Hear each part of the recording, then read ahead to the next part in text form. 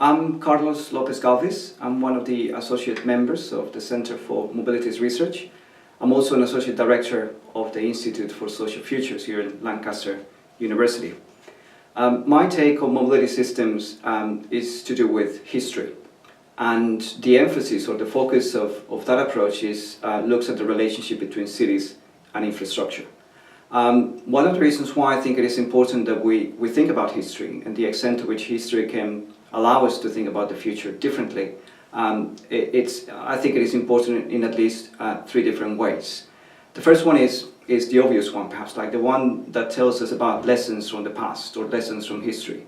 That is often to do with examples or illustrations of best practice, but it's also to do with experiences that, say, cities went through in the past 50 or 100 or 200 or millennia ago, and the extent to which we can learn from those so that we're better placed to imagine the future today. The second is to do with context. So in some cases we think about the transformation of mobility systems as, for example, a quantitative increase. The fact that more people travel more frequently for longer distances.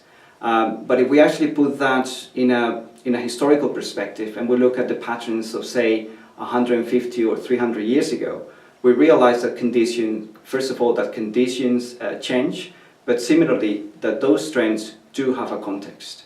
So the conditions of travel in, say, 1800, 1900 and the 20th century Lancaster are completely different. And so it is important to recognize that while the trends do exist, there's an element about the context that is important not to ignore or not to overlook.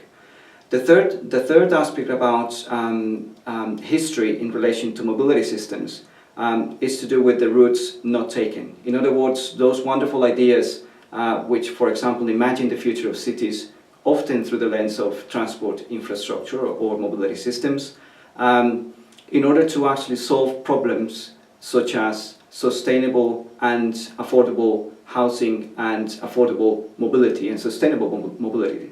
So if you look at the transformation of a city like Paris in the mid-19th century, and we actually have a map of Paris from the 18th century behind us, we realize that was a transformation fueled by the boulevards, the wide boulevards that Paris is very well known for.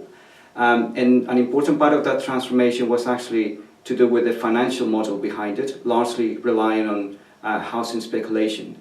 But contemporaneous ideas from the 1840s, 50s and 60s suggested that Paris could be transformed differently, that railways, for example, in connection to the growth of the suburbs, could provide some very effective solutions to the problem of, for example, housing shortages.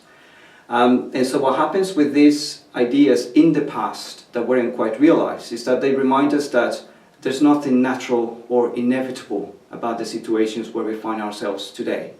And so history, by combining elements of those routes not taken, providing a context to trends that exist in the present, and also realizing some of the lessons that we're yet to learn, I think we're better placed to imagine the future of mobility systems today.